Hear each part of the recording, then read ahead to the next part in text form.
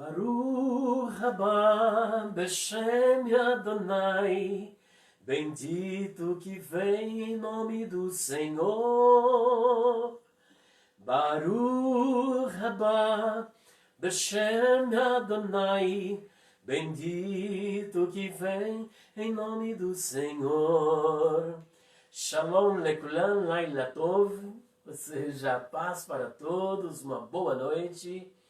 Ani Eliyahu ben Yosef, eu sou o pastor Elias Soares, filho de José, e para a glória de Deus estamos aqui para mais um momento com o Senhor, numa live abençoada, em nome do Senhor Jesus Cristo. Saudação de paz, meus irmãos, uma boa noite, sejam todos muito bem-vindos ao De Papo com a Cojade. Vão entrando, vão se acomodando e sejam muito bem-vindos a mais uma transmissão da nossa querida Cojade, pois hoje nós teremos um super bate-papo e vocês já ouviram ele na nossa introdução, pastor Elias Soares, cantando em hebraico. Mas antes de mais nada eu quero começar agradecendo e mandando um super abraço ao nosso querido pastor, presidente, pastor Alcides Fávaro, ao nosso coordenador geral da Cojade, pastor Antoniel Afonso, nosso abraço, nosso muito obrigado pela confiança de estar dando sequência a essa programação da Cojade. Hoje, no De Papo com a Cojade, ele é uma figura pública, para alguns, polêmico.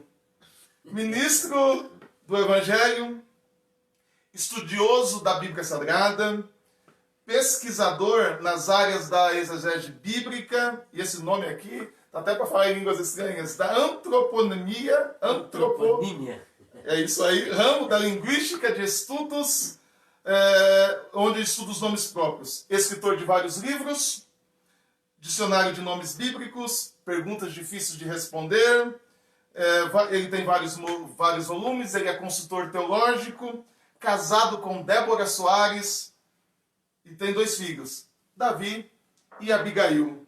Estou falando do pastor Elias Soares, e hoje nós teremos o pastor Elias Soares de uma forma que você nunca viu.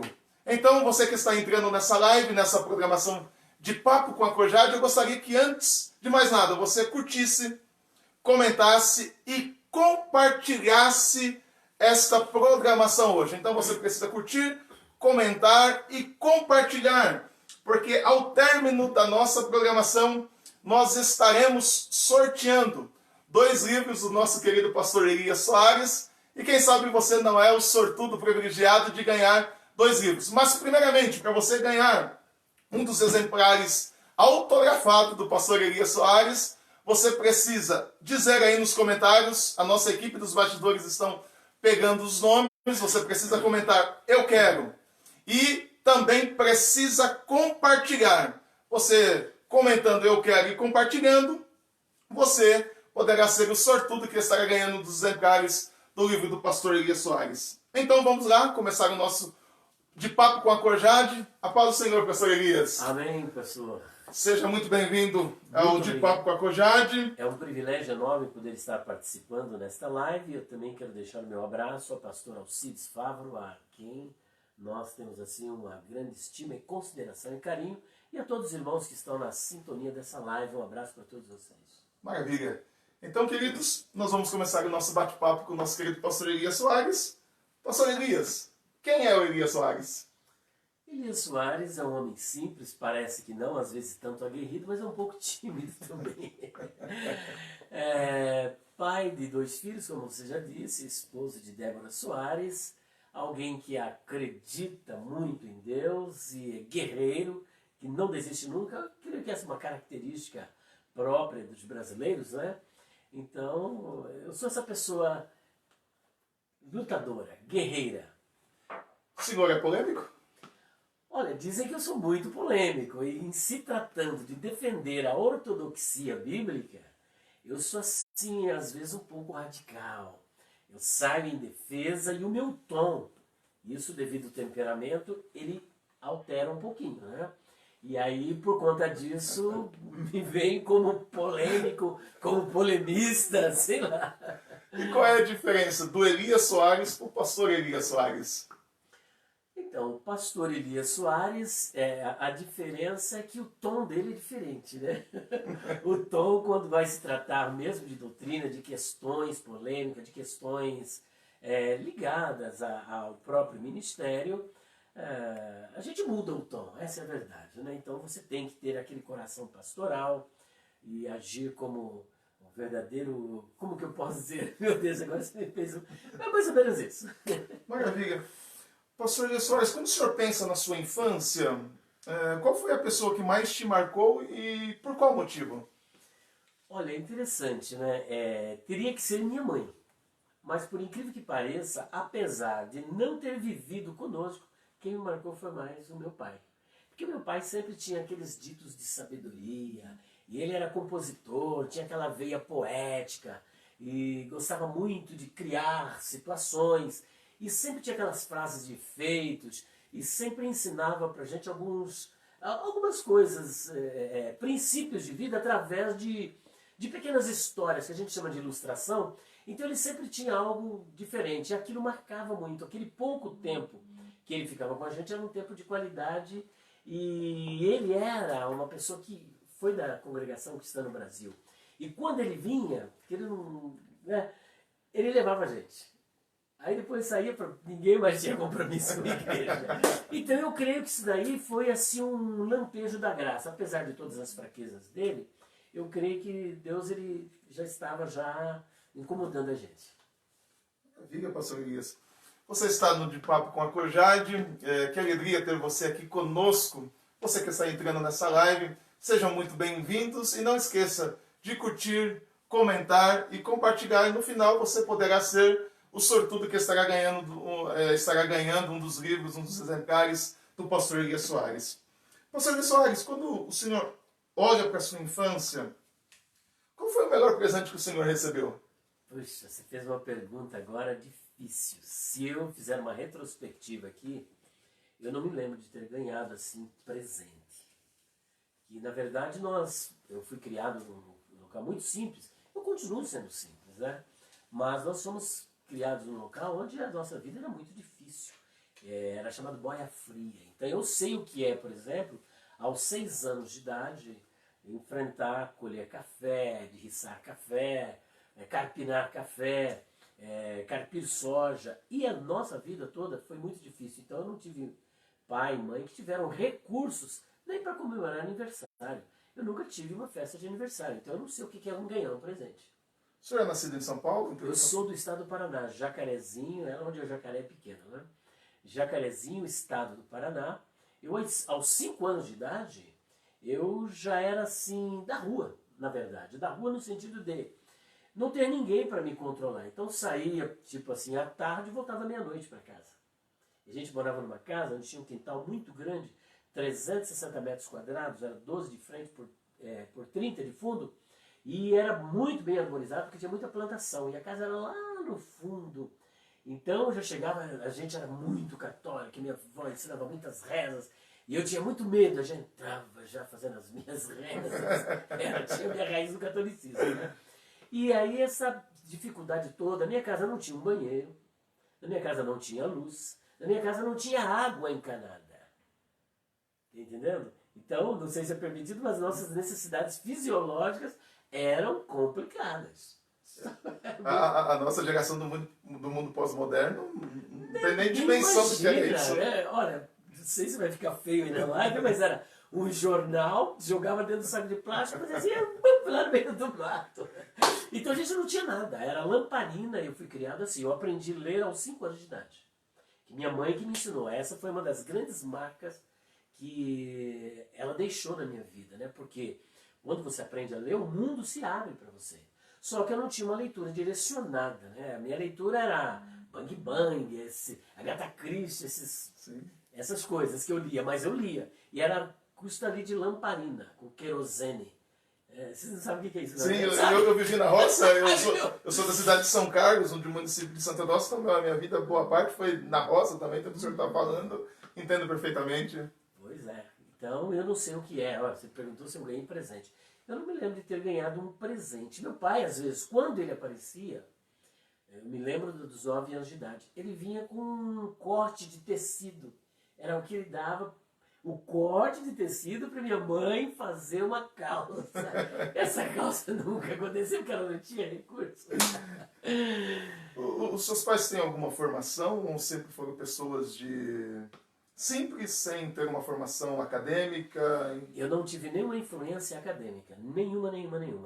Minha mãe, inclusive, ela tinha o 2º ano do primário.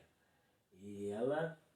É claro que o 2º ano daquela época era bem diferente do 2º ano hoje, né? Outra realidade, né? Isso. E o meu pai, ele era, como é que fala? Contador. Dizia contador, mas era pessoa que trabalhava em fazenda. Ele tinha o 3º ano, só que ele escrevia muito bem. E eu não me lembro qual que era a atividade que ele exercia, mas ele era a pessoa culta, mas que não tinha nenhuma formação.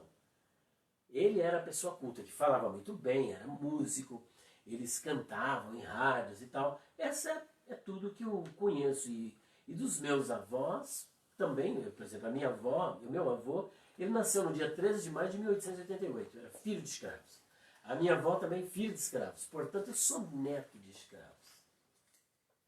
O senhor chegou a pegar algum preconceito pelo fato de ter uma origem de pessoas que viveram a escravatura? O senhor chegou a passar por esse processo? Ou que hoje nós chamamos de bullying nas nossas escolas, enfim, todo esse processo que nós estamos vivendo na nossa adolescência do bullying. O senhor chegou a passar ou vivenciar isso no seu tempo de infância? Olha, eu na verdade eu não percebia. Se eu passei, eu não percebia. A gente sabe que tinha realmente aquele preconceito, né?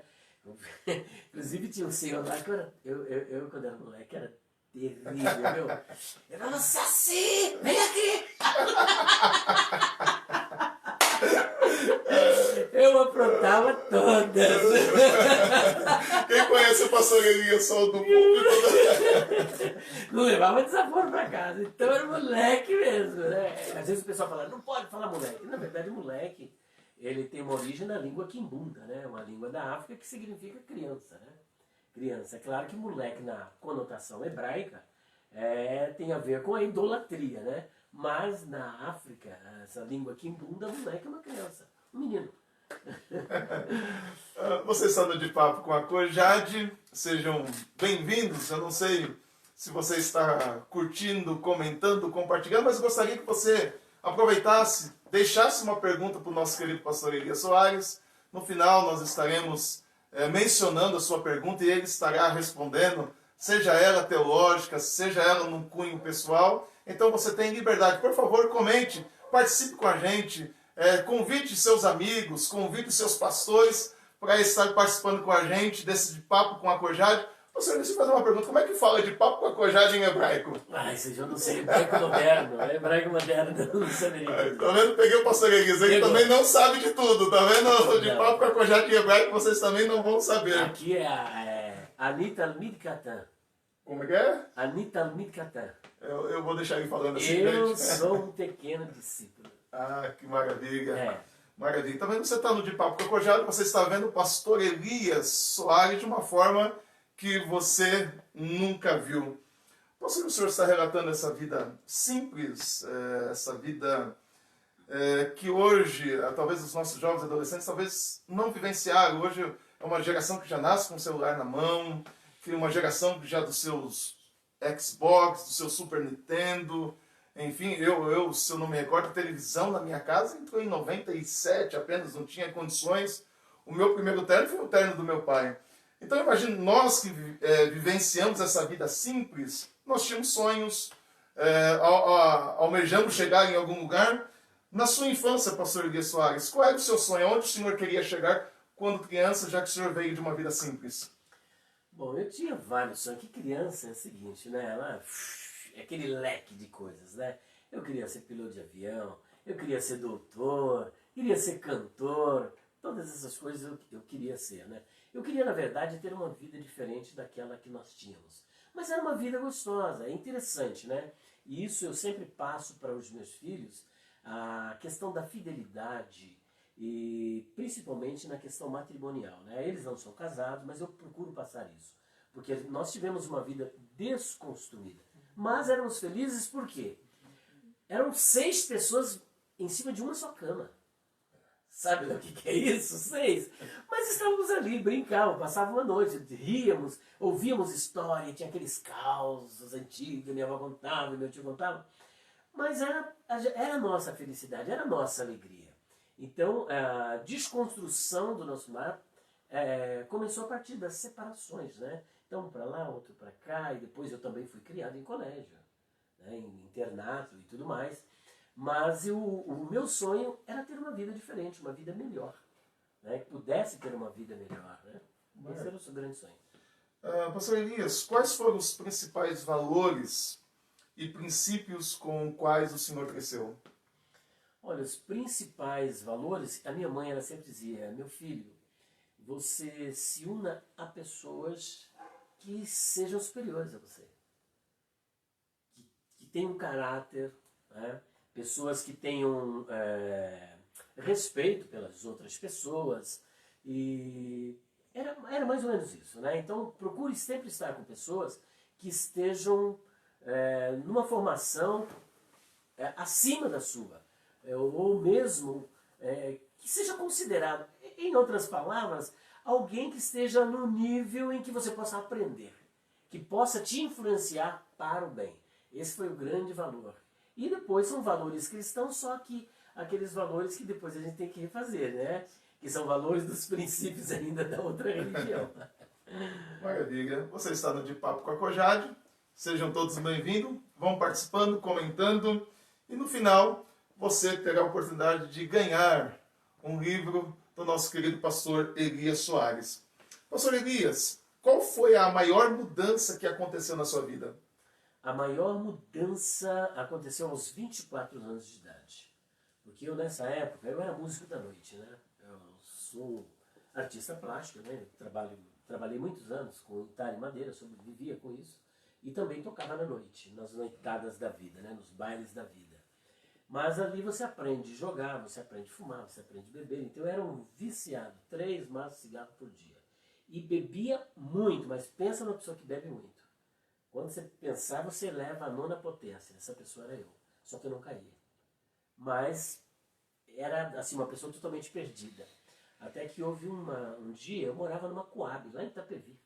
Ela chamava Coab 2. E a minha mãe, um dia, ela chegou, estava ali no apartamento dela, ela falou, Elias, do jeito que você está caminhando, eu não posso mais ficar com você aqui dentro de casa. E naquele dia,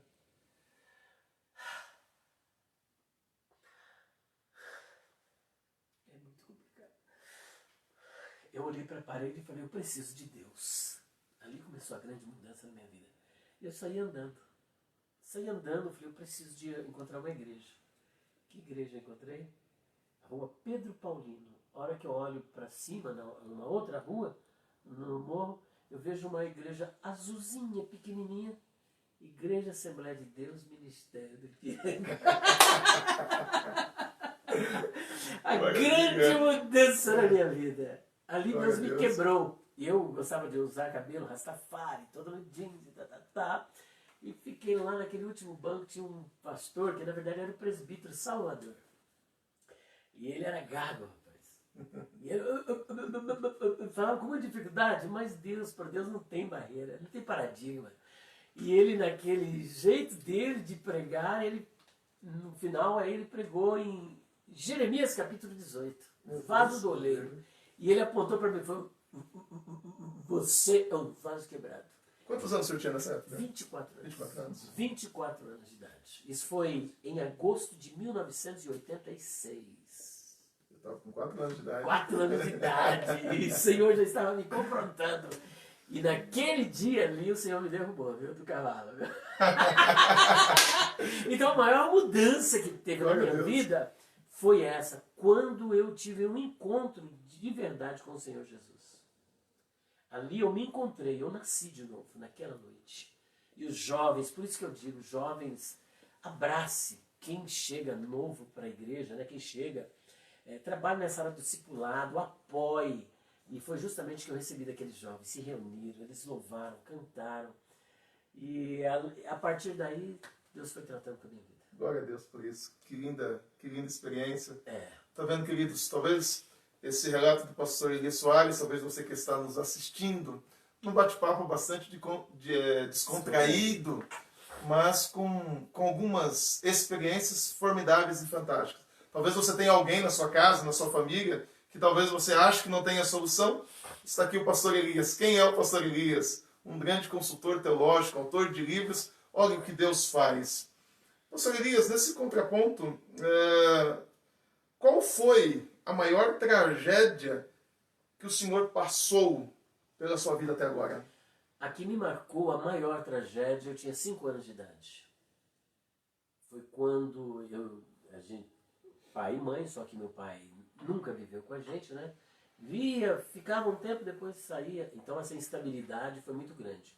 E minha mãe, ela era mãe de 5 filhos, né? Eu sou o terceiro. Tenho um irmão que nasceu em 1960. 1960, minha irmã em 61 e eu em 62. Eu tinha 5 anos de idade, 5 para 6 anos de idade. Ela tinha 6, meu irmão 7, quando a minha mãe resolveu colocar nós num internato, em Curitiba. Eu fui para um colégio, chamava-se Santa Felicidade, e era de irmãs, né, católicas e tal. Ali era como se fosse, vamos dizer assim, uma porta de entrada, eu não sei se é um tanto ilusória, né? Porque eu tinha uma instabilidade muito grande. Até os 5 anos de idade, fazia xixi na cama.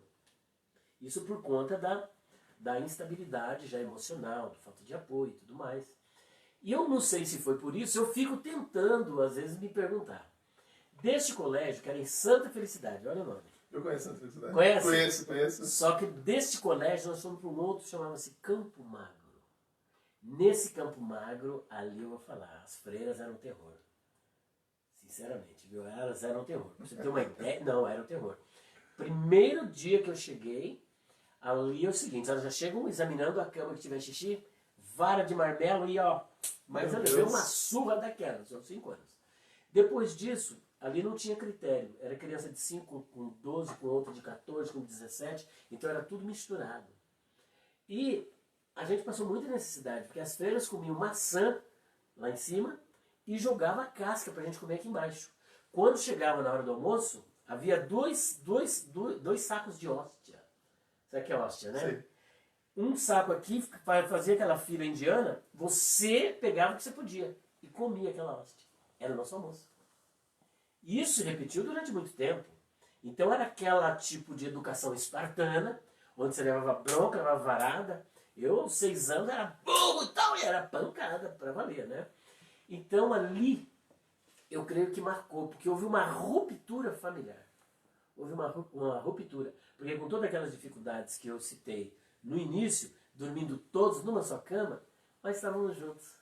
Por isso que eu digo, você que é pai, você que é mãe, é até que a morte separe. Deus o livre. Se tiver que morar debaixo do viaduto, more todo mundo junto.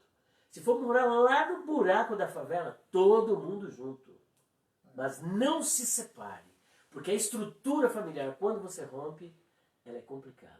E ali houve uma grande ruptura. E aquilo me marcou muito. Para mim foi a maior tragédia que aconteceu na minha vida, foi justamente isso. Isso trouxe algum bloqueio no âmbito religioso, pastor Elias? Não, no religioso não, mas no instabilidade emocional, psicológica, insegurança, medo. Porque eu fui uma criança que não tive amparo. Sabe quando você olhar para o céu? Eu me lembro ainda hoje, falei, meu Deus, eu não tinha para quem clamar. Tô sozinho, né? Sozinho, sem conhecer ninguém. Freiras, mas perversas. Não estou dizendo que todas as freiras são assim, mas estas eram assim, eram malignas. Quando é que elas faziam alguma coisa boa, fritavam uma linguiça, faziam churrasco? Eu não sabia, eu fui entender depois, porque tem, por exemplo, entidades que mantêm essas instituições, o governo, quando havia visita. Então a gente colocava aquele calçãozinho de saco de farinha, e um chinelinho no pé, e todo mundo ia lá para um local para passar a ideia de que a gente vivia aquilo ali, quando era mentira. Você está entendendo? Então isso traz insegurança, instabilidade emocional, psicológica, medo, porque eu vivi esse clima de medo, de incerteza. Não foi muito tempo, mas o pouco que você vive nessa situação, ela instala dentro de você algo assim muito terrível. Maravilha. Você está participando de Papo com a Cojade, você que está chegando agora. No final dessa transmissão, dessa live, nós estaremos sorteando 2 livros do nosso querido pastor Elias Soares, e você pode ser o sortudo, a pessoa que vai ser contemplado com esse livro. Para que você possa ganhar esse livro, você precisa comentar "eu quero" e compartilhar essa live com alguém. Seja muito bem-vindos ao De Papo com a Cojade. Pastor Elias, quem foi a pessoa que mais me influenciou na sua vida? Então, na minha infância, por mais contraditório que seja, foi meu pai. Né? Foi meu pai. E até mesmo o primeiro trabalho que eu realizei, os primeiros trabalhos foi com ele, porque ele levava a gente para roça, né? Ele ensinava a plantar café e colher café, essa coisa toda, né? E a que mais marcou a minha vida do ponto de vista cultural foi minha mãe me ensinando a ler. Então, para mim, foi assim, algo espetacular. O que o senhor gostaria que os seus filhos aprendessem com você? E qual seria a maior lição que você espera ter passado para eles? Olha, eu já pude colher esse fruto na vida da minha filha. É uma grande lição, temor a Deus. Né? Temor a Deus, respeito pelas pessoas e também pela palavra de Deus. A minha filha, para você ter uma ideia, eu colocava ela aqui no meu colo, aos 2 anos, 3 anos de idade, quando ela começou, já estava falando bem, eu contava 21 histórias para ela, 21 histórias bíblicas, né? E ela, depois, ela mesma chegava e falava: pai, eu quero que o senhor conte as histórias, mas o senhor conte tudo. Aos 3 anos, quando eu também pregava nos trens, né? Porque eu pensava, pregar no trem, pregar no metrô, ela ia comigo. E hoje, para a glória de Deus, ela está com 24 anos, ela pega o metrô, ela vai daqui para a Praça da Sé, pregando o Evangelho. Então, a maior lição que ela aprendeu foi comunicar aquilo que ela recebeu, a palavra de Deus. Hoje ela é uma pregadora do Evangelho. Ela vive no temor do Senhor, na palavra de Deus. Eu penso que o maior valor é você levar os seus filhos para a presença de Deus. É maior. Então, aquilo que eu vivo, e hoje eu vejo nela muito mais que isso. Ela ora mais que eu, ela lê a Bíblia mais do que eu, ela evangeliza nos trens mais do que eu. Por exemplo, o que eu não tive oportunidade hoje, ela está fazendo. Ela está fazendo faculdade, psicologia. Meu filho, quiropraxia. Quer dizer, eles estão tendo que eu não tive. Você está entendendo? Então, eu penso que esses valores espirituais e valores morais, são os maiores valores, e é isso que eu quero. Então, quando eu ouço alguém, que filho maravilhoso que você tem, que filha, para mim é o meu prêmio. Quantos anos tem a Abigail hoje? 24. A gente está falando hoje, com a grande maioria, para jovens, né? E hoje a gente tem estado muito preocupado com a nossa juventude. Os valores morais, familiares, né, no âmbito da sociedade que nós estamos vivendo hoje, esses valores têm sido desconstruídos, né? Totalmente. E eu vivi essa realidade de valores desconstruídos. Então eu pulei essa parte, mas eu comecei a beber aos 6 anos de idade e fumar, incentivado pelos adultos. Eu fumava, eu tinha um programa da televisão muito antigo, né? Chamava Balança Mano Cai. Então, eu imitava lá um personagem e cada imitação que eu fazia eu ganhava um cigarro. Olha só. E os meus próprios parentes, na região lá era muito frio, lá era 8, abaixo de 0.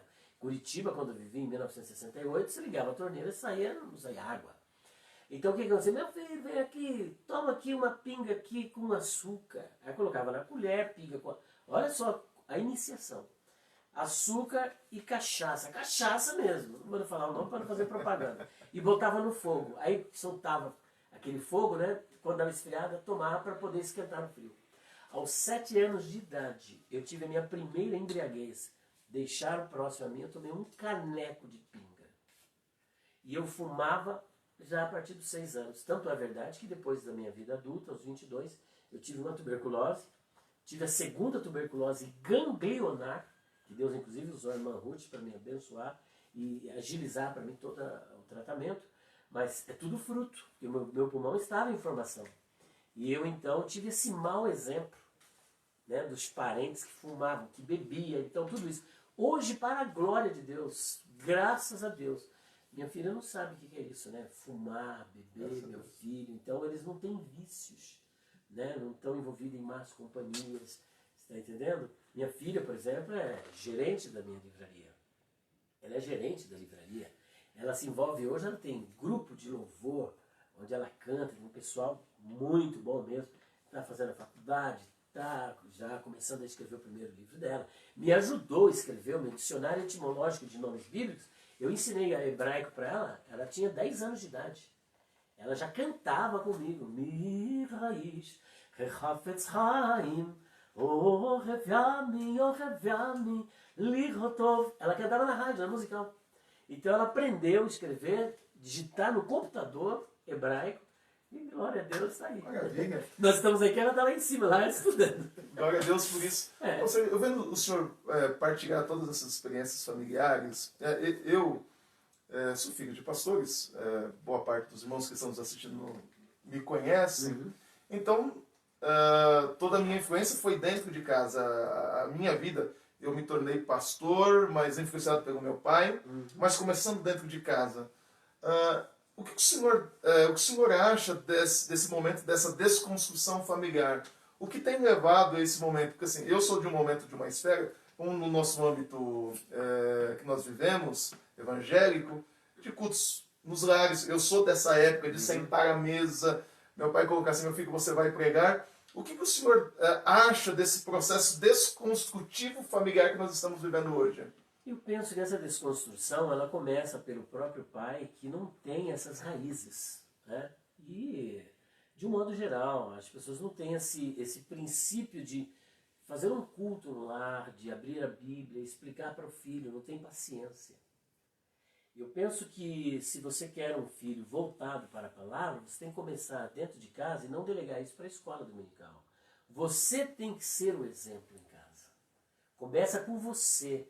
O teu filho precisa ver você lendo a Bíblia, precisa ver você orando, precisa ver você tratando bem a sua esposa e tratá-los dignamente também. E tudo isso são valores que você não percebe, mas eles estão sendo sedimentados na vida do filho, assim como você percebe que foram poucos os valores que meu pai passou, mas eu não me esqueço. Estou hoje com 57 anos, mas não me esqueço. Ele me ensinou, por exemplo, eu decorei o Salmo primeiro, eu tinha 6 anos de idade. O Salmo de número 1. Eu decorei, aquilo foi uma grande conquista, né? Bem-aventurado o varão que não anda segundo o conselho dos ímpios, nem se detém no caminho dos pecadores, nem se assenta na roda dos escarnecedores. Bom, não vou citar todo o Salmo, são 6 versos, mas é isso que os pais precisam. Eles precisam ser o exemplo, aquilo que Paulo diz para Timóteo, em tudo te dá por exemplo. Então, quando você tem um pai que espiritualmente é fraco, ele não é de oração, ele não é de leitura bíblica, ele é mais da televisão, ele é mais do entretenimento, ele não é um bom administrador do tempo nas coisas de Deus, ele vai criar uma geração, vai ter uma geração fraca também. Eu não sei se a frase é dele, mas eu ouvi dele essa frase, do pastor Alain Brizotti, de Goiânia, ele vai dizer assim... Eu, inclusive, fiz um trabalho com ele em Ribeirão Preto, ele fazendo palestra, e eu também. Ele é um grande conhecedor bíblico, né? Eu gosto muito de ouvi-lo. Ele vai dizer assim, né? Hoje as pessoas estão muito preocupadas em deixar herança, mas não deixar um legado. Justamente. Eu vejo hoje muito preocupado com a nossa geração pós-moderna, preocupada no afã do excesso de trabalho de deixar herança, bens, mas o principal que é o legado, e na nossa conversa aqui, eu estou vendo que os seus pais mesmo na simplicidade foram deixando um legado na vida do Senhor. Com certeza. E o que acontece? A nossa teologia hoje, ela está sendo bombardeada por uma teologia que não é nova, né? A gente chama de teologia retributiva, que é desde a época de Jó, de Asaf, a teologia do toma lá da cá, da negociata com Deus. E o símbolo de prosperidade, de ser bem-sucedido é onde você mora. Você hoje é conhecido pelo seu CPF, pelo seu CEP. Onde você mora e qual o seu CPF. Então é isso. E boa parte das igrejas hoje, as pessoas que vêm, qual o seu carro? Então se você parou ali, um carrão muito bonitão, né? O Porsche Cayenne, uma Lamborghini, uma Mitsubishi, um Rolls Royce, ou um Bugatti Veyron. Tá falando de carrões aqui. Nossa, esse irmão é uma benção, esse irmão é próspero e tal. E o filho, nossa, seguindo a mesma linha. mas espiritualidade zero. Você está preparando filhos para o mundo e não para Deus. Estamos valorizando muito mais o ter do que o ser. Justamente. Pastor Elias, o que o senhor acha que os seus familiares, amigos, falarão sobre você no dia do seu enterro? Meu Deus do céu. Olha, meu pai, o que será que vocês vão dizer? Olha, eu não faço a mínima ideia. Eu gostaria de saber, né? Eu procuro passar o máximo que eu posso daquilo que Deus tem feito na minha vida, né? De valores cristãos. Talvez eu serei lembrado por essa pessoa que gosta, que ama a palavra de Deus, porque eu sou um apaixonado por Deus e pela sua palavra. Talvez seja isso. Olha, o pastor Elias, aquele moço lá da rádio que gostava de solucionar as questões polêmicas. Eu penso que eu serei lembrado assim. Alguém que tentou, procurou colaborar, né? Agora, por exemplo, há poucos dias, né? Eu falo em algumas lives, olha, eu sou do Ministério de Ipiranga, Assembleia de Deus. Poucos dias mesmo eu disse, acho que essa semana passada agora. E aí uma irmã mandou uma mensagem no WhatsApp, que eu libero meu WhatsApp para quem quiser comunicar. Ela falou, olha pastor, nessa pandemia que a gente está aqui em casa e tal, todo mundo, eu quero dizer para o senhor que o senhor está sendo nosso pastor. Nossa, isso aí me desmanchou. Você está me entendendo? Então, essas coisas, a maneira como as pessoas estão me vendo, eu penso que elas vão comentar o que elas estão comentando hoje, porque elas não me veem pessoalmente. Não está, por exemplo, tem pessoas lá no Japão, outros nos Estados Unidos, outros em Portugal, outros na Itália, Rio de Janeiro, em vários estados. Olha, pastor, glória a Deus pela sua vida, pela sua honestidade com a palavra, pela sua seriedade. Então você prega, olha, louvado seja Deus pela sua vida, pela sua seriedade e responsabilidade com a palavra. Então não é aquela pregação efusiva, digo assim, com tanta... um pregador eloquente e tal, com tanta, mas com seriedade, que eu penso que é isso, né? Simplicidade, responsabilidade, seriedade com a palavra, amor. Eu acho que mais é isso, amor, paixão pela palavra. Uma vez o pastor Arthur Bittencourt falou assim, o pastor Elias é uma pessoa apaixonado pela palavra, porque eu prego com paixão, eu falo com emoção, falo com o coração. Talvez seja isso que vão... Você está entendendo? Me lembrei uma fala agora do David Wilkerson, né? Quando perguntaram para ele qual era o segredo dele alcançar os corações das pessoas, ele falou assim, quando você pregar, pregue com lágrimas. E é o que acontece. Deus tem me dado isso, porque eu me emociono com a leitura da palavra, né? Como disse o salmista, o meu coração ferve com palavras boas. Então, nos nossos devocionais, às vezes nós ficamos aqui 1, 2, 3 horas, eu, minha esposa, minha filha, meu filho, e mais eu e minha filha, então ela chora, eu também choro. E às vezes de um versículo o Senhor vai... Porque a Bíblia é assim, né? Ela é um verdadeiro quebra-cabeça que parece que vai se juntando as peças, o Espírito Santo vai te iluminando, te guiando, e as coisas vão se juntando e aquilo é que dá a graça, né? Então é por aí. Maravilha. Pastor Elias, já estou sendo notificado aqui, você está no De Papo com a Cojade e o nosso tempo já está se acabando. Esse papo tão descontraído, você está vendo o pastor Elias Soares de uma forma que você nunca viu, de uma forma conhecendo a sua infância, a sua história, a sua trajetória. Então sejam muito bem-vindos, continue comentando, compartilhando e deixando as suas perguntas, que já nós estaremos fazendo algumas perguntas, e serão bem poucas, porque o nosso tempo aqui está escasso. Mas, pastor Elias, conte-nos sucintamente como Deus o vocacionou para o ministério. Olha, eu não fui uma pessoa... eu tive um pastor, logo no início da minha fé, como o Senhor me chamou aos 24, aos 26 anos, eu tive a oportunidade, 26, 20, deixa eu ver, 1986, 87 para 88, um pastor abençoado, que já de saudosa memória partiu para o Senhor, pastor José Vitor de Oliveira. E ele era uma pessoa muito centrada na palavra, levava a gente ali dentro da palavra. Tive outros pastores que eram de oração, então levou a gente para a oração. E esse veio e nos arrastou para a palavra. E ele colocou a palavra de tal maneira dentro do nosso coração que a partir desses momentos, de 28 anos mais precisamente, 27 anos, eu comecei a pregar o Evangelho, mas pregar assim, de casa em casa. eu trabalhava, eu vendia, né? Vendia, o pessoal fala bugigante, né? Vendia lembrancinhas, coisinhas. Só que parou na minha frente e eu ouvia. Se sentasse comigo no ônibus, ouvia a palavra. Se fosse no trem, que antes não tinha metrô, né? Ouvia a palavra. Se eu fosse numa casa, fosse vender, eu deixava uma mensagem, entregava um folheto. E eu penso que isso foi algo que foi acontecendo na minha vida. Eu não tinha... era solteiro. Eu pregava.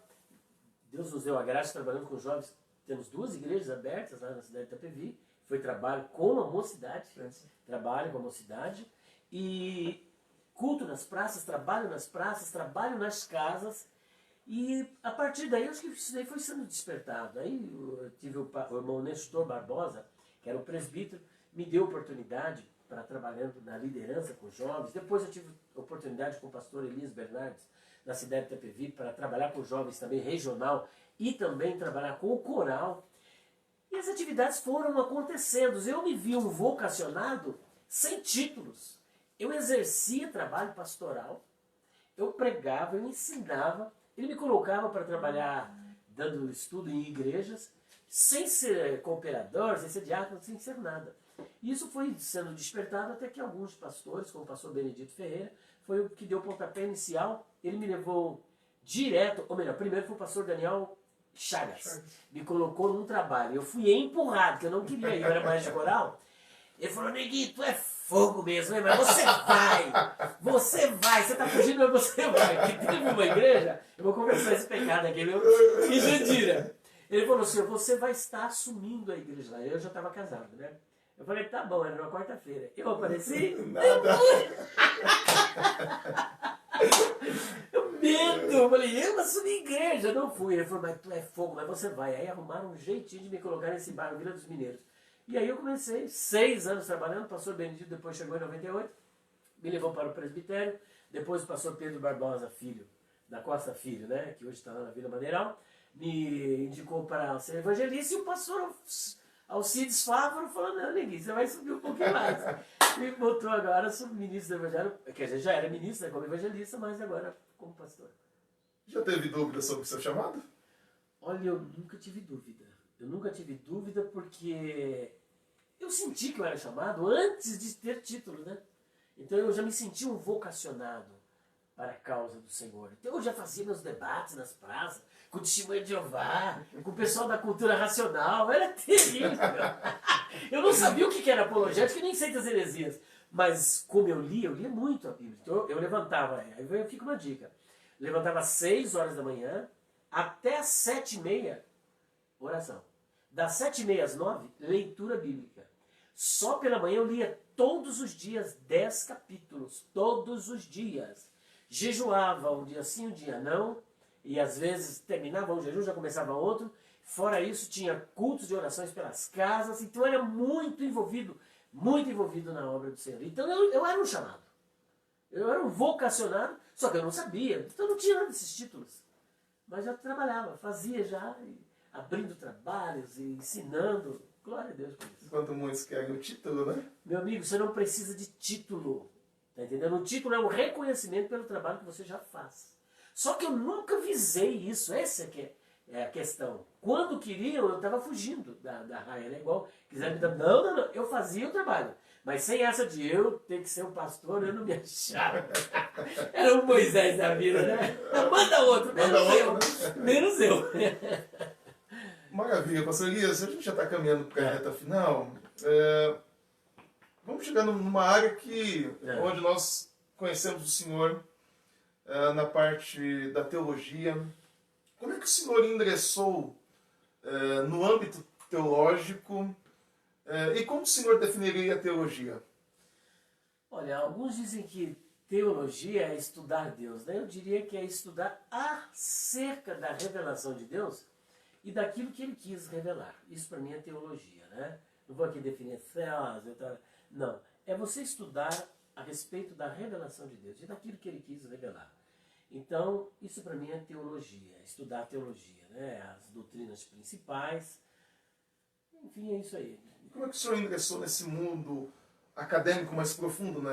A gente vê na sua tradição a sua origem simples, né? Como é que o senhor acabou entrando nesse mundo teológico? Então, quem despertou em mim essa vontade de estudar, né? Porque a teologia começa com a Bíblia, né? Porque tem teólogo que nunca leu a Bíblia, né? Não sabe o que é orar, não aqui me exaltando jamais, mas quem me ingressou foi aquele pastor, né? Na área do estudo bíblico. Depois eu tive um pastor que era do nosso ministério, hoje ele é um pastor batista, pastor Antônio Nascimento. Ele vendo essa vocação em mim, ele levava eu para a casa dele e eu comecei a ler o primeiro livro que eu li de teologia, foi do missionário Lawrence Olson, sobre as dispensações, que é o plano divino através dos séculos. Aí ele escondia a capa, né? Que ele sabia que eu era muito ligeiro e ele queria continuar me ensinando. Então ele escondia aquilo ali e foi me ensinando as dispensações. E eu comecei, né, inclusive nessa visão que eu tenho hoje, escatológica, né, que é a visão pré-milenista, pré-tribulacionista, devido a essas leituras que eu tive. Então o meu primeiro livro, depois o segundo livro que me foi dado, foi o Espírito Santo na vida de Paulo, também da CPAD. Que livro, aquele livro me revolucionou. E o terceiro foi o livro Heróis da Fé, também da CPAD. Então veja que eu sempre CPAD, né? A visão Orlando Boyer. E a partir daí foi sendo despertada em mim essa vontade de estudar teologia, e comprava livros, e lia e tal, e eu lia bastante, né? Aquele perfil de 3 reis eu devorava, tinha livro que eu devorava, né?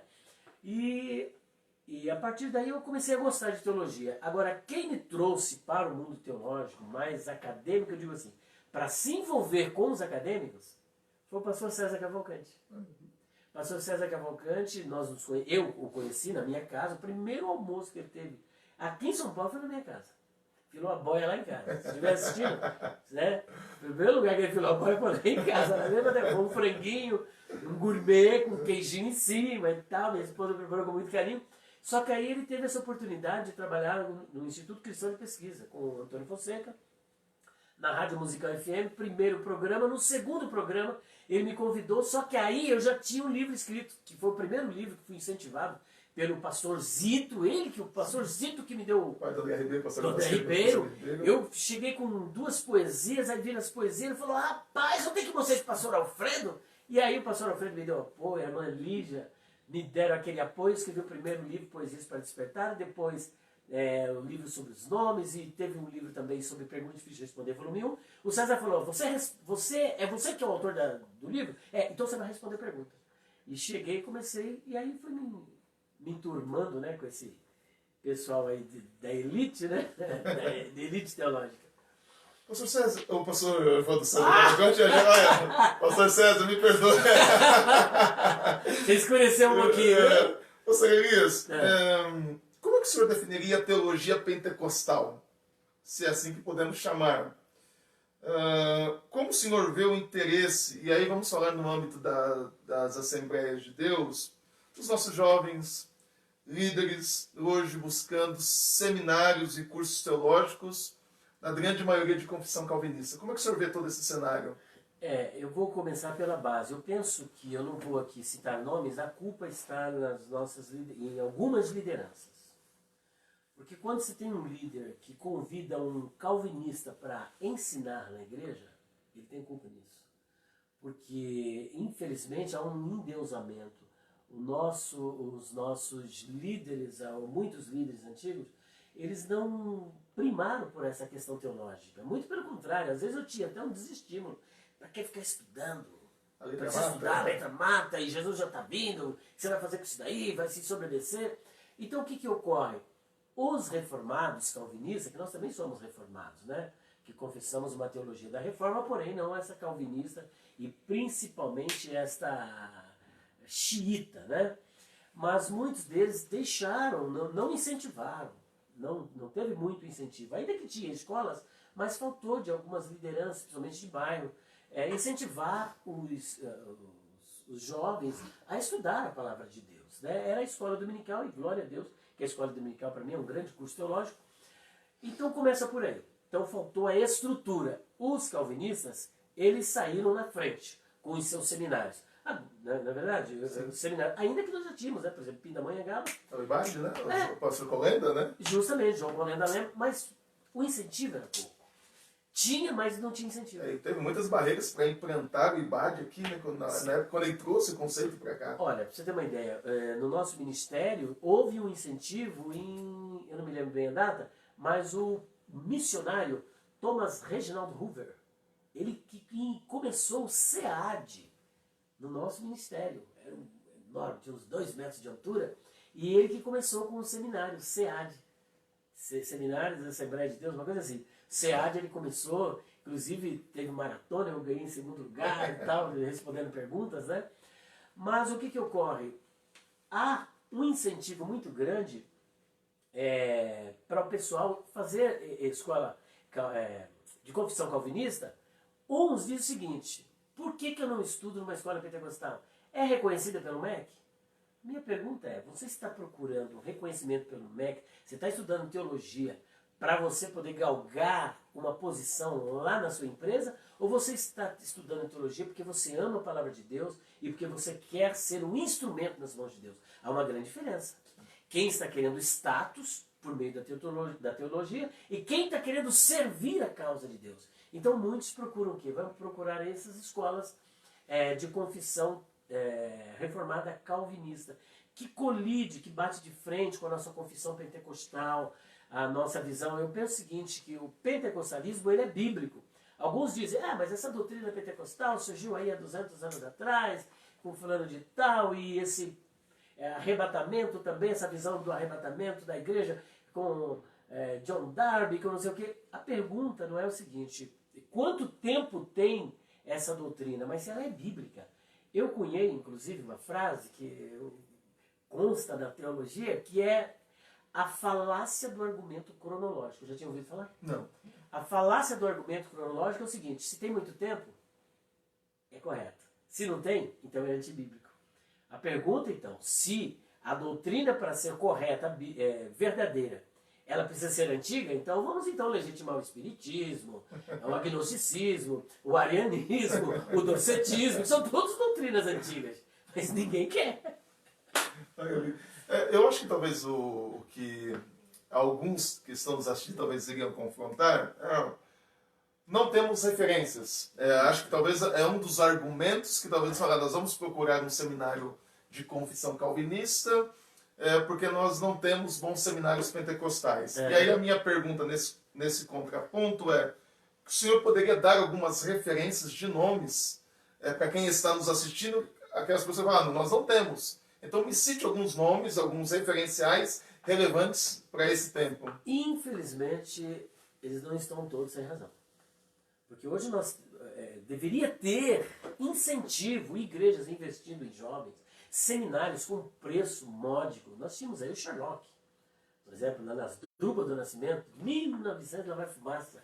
Era aquele seminário na Bela Vista, seminário teológico, que ele deu base. Só que mesmo aquele seminário, que era uma referência aqui na cidade de São Paulo, ele não era puramente um seminário, digamos assim, com professores de confissão pentecostal, de confissão arminiana. Tinha ali professor calvinista, presbiteriano e com uma ideologia católica. A sua hermenêutica era uma hermenêutica católica. Nós tínhamos outros que eram formados pela metodista. Está me entendendo? Então, você vê a raiz, a origem desses professores. E hoje, esses professores invadiram os nossos arraiais. Virou uma salada mista? Nós vivemos um verdadeiro sincretismo religioso. E nós temos, às vezes, até no nosso ministério, pessoas que são formadas em seminários calvinistas. Inclusive, eu tive um confronto com um abençoado irmão, que era do nosso ministério, e eu falei, meu filho, você está fazendo... mas eu sei, eu é que tenho que decidir, a escola que tem que estudar, e no final, ensinando o calvinismo, hoje já não faz mais parte do nosso ministério. Você está entendendo? Eles vêm para confundir, para dividir, para colocar dúvidas. Eu creio que nós temos que primar pela sã doutrina, trazer ensinadores, pregadores com a mesma visão, que não venham sutilmente trazer visões reformadas calvinistas para dentro das nossas igrejas. Então, infelizmente, nós temos aí, por exemplo, um Belém, mas está cheio de professores que são na gratia, né? Está entendendo? Então, às vezes, numa matéria é uma grande expressão, mas em outras matérias deixa assim a desejar. Então, nós não temos, que escola hoje nós teríamos de referência em São Paulo, por exemplo, para estar indicando teológica com a visão pentecostal? Você não tem. Nesse contratempo, o senhor daria-nos algumas referências, alguns nomes, pelo menos se nós não temos como referência, alguns nomes que os nossos queridos irmãos, jovens que estão nos assistindo, que poderiam pesquisar, ler artigos pentecostais, de teologia pentecostal, enfim. Olha, do ponto de vista da teologia brasileira, eu por exemplo, fui criado com Antônio Gilberto. Antônio Gilberto. Quem mais? O pastor Ezequiel Soares. Pastor Ezequiel Soares. Dr. Paulo Romeiro, ainda que está numa outra denominação, mas ele tem uma visão pentecostal. É uma pessoa que prima pela palavra de Deus. Inclusive já esteve dando aula nos nossos seminários. Hoje está dando aula, é doutor em ciência e religião. E ele dá aula... Está caminhando no Mackenzie? Não sei se no Mackenzie, ele dá aula ali dentro. Mas você tem também outros nomes, como por exemplo, Gordon Fee, que é venerado, agora estou falando de autores internacionais, né? É venerado no meio teológico, até mesmo calvinista. O livro dele, por exemplo, Entendes o que Lês, Manual de Exegese Bíblica, grandes obras que você pode estar lendo na área de interpretação. Agora ele lançou pela Vida Nova, e olha, um susto, como é que ele lançou essa obra pela Vida Nova, por exemplo, 1 Coríntios, onde ele vai defender o pentecostalismo, a atualidade dos dons espirituais. A editora Carisma, por exemplo, uma grande editora, que lançou uma obra excepcional, que é Os Dons do Espírito Santo, e pasmem vocês, para um autor teólogo reformado, calvinista, mas com uma visão pentecostal, chamado Dr. Martin Lloyd Jones. Olha só que maravilha, né? Então o que acontece? Você tem que aproveitar o que é de bom. Você está entendendo? Então eu penso que são obras interessantes para você estar lendo. Tem Stanley Horton, obras, o Pastor Pentecostal, uma obra que não pode faltar na biblioteca de um pastor pentecostal, não pode faltar essa obra. São obras que eu conheci logo no início da fé. Né? Maravilha. Queridos, nós estamos chegando ao nosso final, nós temos aqui 5 minutos para nós concluirmos o nosso de papo com a Cojado, com o nosso querido pastor Elias. Acho que não tem que fazer um papo 2 com você, Elias. Meu Deus do céu, espero que tenham gostado. Né? Para nós darmos sequência, tem boas perguntas aqui a serem feitas que não dará tempo, mas eu gostaria de finalizar esse bate-papo, pastor Elias, com uma pergunta, e gostaria que o senhor deixasse uma mensagem aos nossos jovens, que o nosso público no âmbito geral é jovem, de como eles, os que querem ingressar ao mundo acadêmico teológico, que querem ingressar o caminho da liderança, como é que deveria ser a disciplina para isso, o comprometimento de leitura, o tempo diário que esses deveriam passar. E gostaria que você finalizasse sua fala com tudo isso. Definindo Deus. Perfeito. Eu não posso passar para vocês algo que seja diferente daquilo o caminho que eu trilhei. O caminho, primeiro, o caminho da oração.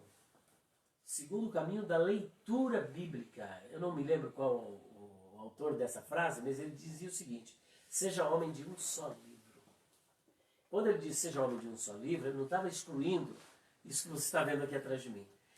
A sua prioridade seja o livro de Deus. Mas antes de você falar do livro de Deus, fale primeiro com o Deus do livro. Então, vida de oração, vida de leitura bíblica, vida de consagração, vida de compromisso com a causa de Deus.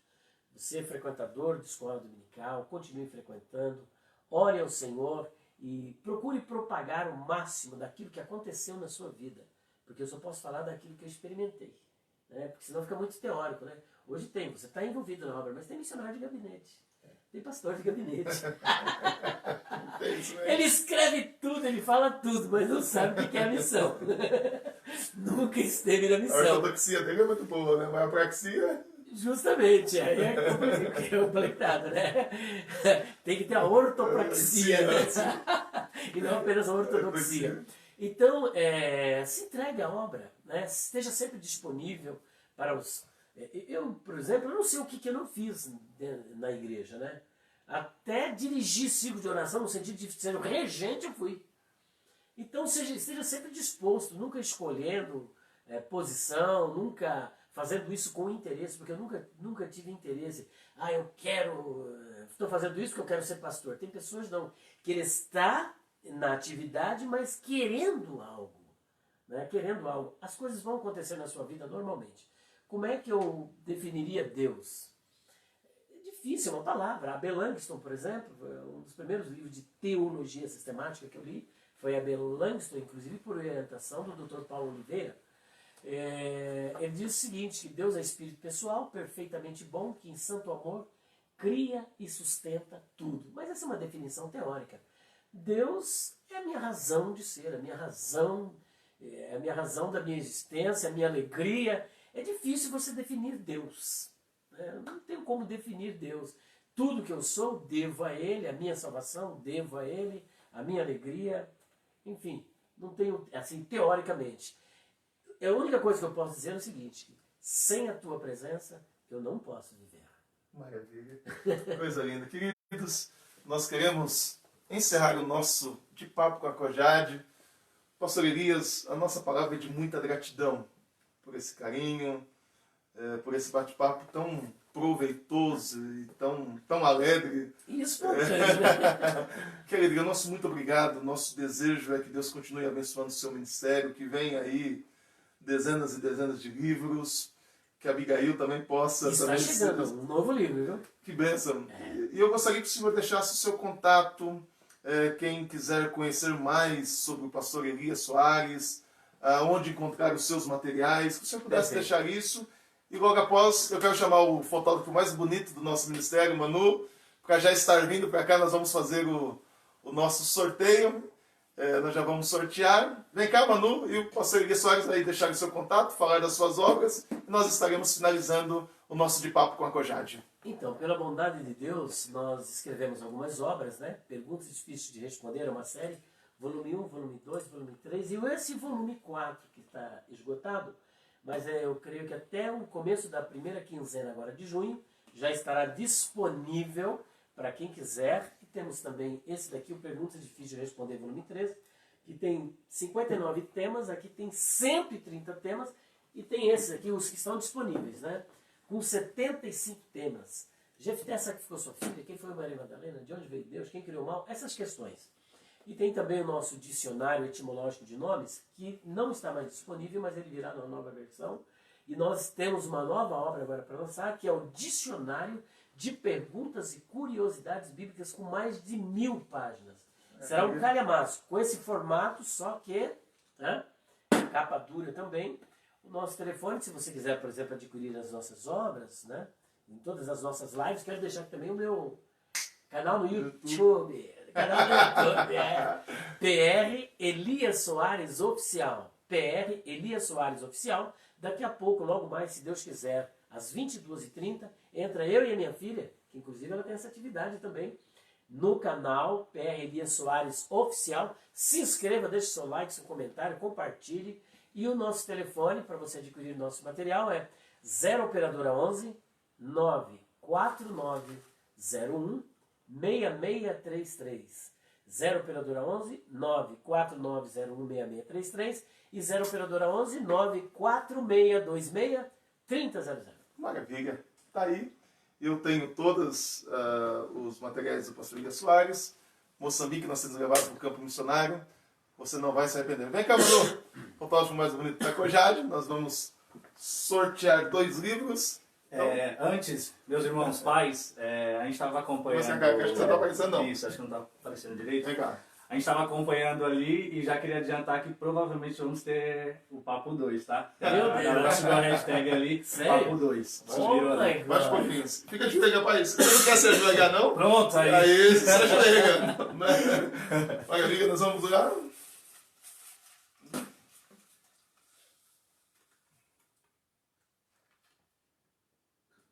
O nome aqui parece romano. Sério? Diga quem é pastor Elias. Deixa eu ver. Tomar emprestado aqui os meus olhos. Alexander Alcardi. Alcardia. Alexander, eu não conheço, mas... Parece água, né? É uma mistura de Alexander, eu acho que ele gostava de Alexandre o Grande e a Mãe, mas estou brincando, querido. Você acabou de ganhar um livro do nosso querido pastor Elias Soares. Deixe depois o seu contato, o seu número de telefone, que nós entraremos em contato para poder te entregar um desses exemplares, onde o pastor Elias Soares estará autografando. E significa defensor dos homens, o que defende os homens. Olha que maravilha, hein? Seja um defensor dos homens, seja um defensor da Cojade. Vamos lá, vamos sortear aqui. Aí. Vamos ver. Vocês colocaram meu nome aqui? Então, colocou? Meu Deus, hein? Vocês não estão me ajudando. Vamos lá. Nem o do chefe. O chefe tava comentando ele, nem o dele, eu acho que tá aí não, hein? Não. Tá, eu sei. Diga aí, Manu, quem foi esse aqui? Pessoal, só pra... A gente coloca o nome conforme está o nome da pessoa no Facebook aí, tá? Fábio Dani. É isso? Olha, Fábio Dani. se for quem eu estou pensando, Fábio Dani, por esse nome aqui, esse livro vai para longe. Ele vai para Minas Gerais. Uau! Eu acho que é a terceira cidade que faz o sutiã. Eu já tive o prazer de estar pregando nessa cidade. Você está me fugindo o nome dela agora. Ele vai me pegar, que eu já fui pegar umas 2 vezes lá. Mas é o Fábio, ele é da nossa igreja de Sapopemba. E depois ele mudou para lá, não recordo o nome, é perto de Muzambinho, para aqueles lados de lá. Fábio, você acabou de ser o sortudo que ganhou o livro do nosso querido pastor Elias Soares. Ou você me convida para eu estar indo pregar lá e levar o livro pessoalmente? É isso mesmo? Diga, qual o nome da cidade? Manda aí colocar o nome da cidade, Fábio. Isso. Coloca o nome da cidade que me fugiu, rapaz. Diga pro pastor Rodolfo não ficar bravo comigo, não. E a gente coloca no correio, eu vou aí tomar aquele café gostoso com vocês. Você é o sortudo que acabou de ganhar o livro do nosso querido pastor Elias Soares. Queridos, muito obrigado pela atenção. Nós estamos finalizando o nosso De Papo com a Cojade. Mais uma vez, um abraço ao nosso querido pastor Alcides Fávaro, ao nosso querido coordenador Antoniel Afonso, ao nosso pastor Emerson, segundo coordenador, ao nosso diácono Caio, que é o terceiro coordenador da Cojade. Um abraço a todos vocês, a equipe de marketing que está aqui nos bastidores, Guilherme, Beto, o Manu, fotógrafo. Deus abençoe a todos vocês. Eu vou voltar para o pastor Elias Soares para nos abençoar com uma oração. E nós estamos finalizando. Quinta-feira tem programação Contando Milagres. Sábado nós temos o Café Teológico, falando da juventude e a periferia. Não percam a programação da Cojade. Que Deus abençoe todos vocês. Pastor Elias, pode nos despedir em oração? Muito obrigado a todos vocês por me suportarem aqui um pouquinho. Senhor, nosso Deus e Pai, queremos te louvar e bendizer pela tua bondade, graça, amor, misericórdia, fidelidade. Te louvo pelos teus filhos que vieram aqui para esse bate-papo da Cojade. Te agradeço também por todos que estão nessa live. Em nome do Senhor Jesus, continua a abençoar o nosso ministério, despertando a juventude para o conhecimento de Ti, para o crescimento da Tua palavra. E desperta também as nossas lideranças, todas as lideranças, Senhor, da Assembleia de Deus, pentecostais, a fim de que possam apresentar algo melhor do ponto de vista acadêmico, teológico, para o Teu povo, para que eles possam crescer ainda mais no conhecimento de Ti. Em nome do Senhor Jesus, te louvamos e bendizemos. Amém. Amém. Um grande abraço a todos. O Fábio é de Juruáia. Eu recebi as informações aqui no papel. Deus abençoe a todos vocês. Um grande abraço, queridos. Até a próxima.